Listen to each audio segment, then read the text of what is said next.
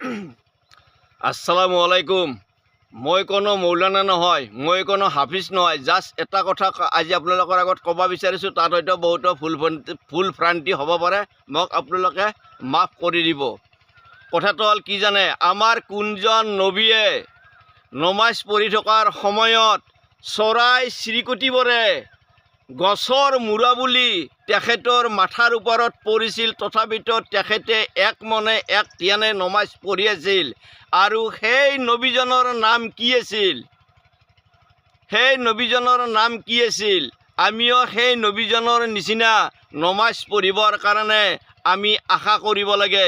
মছজিদত গৈ কেনে হাহাকাৰ কৰি এখন হাত এতে বান্ধা থাকিব, এখন হাতেদি পিঠিত মহ থাপেৰে নমাজ পঢ়িলে এনেকৈ আল্লাই নমাজ কবুল নকৰিব।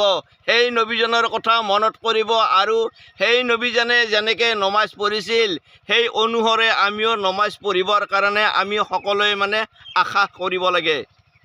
ধন্যবাদ। আহিছোঁ এতিয়া।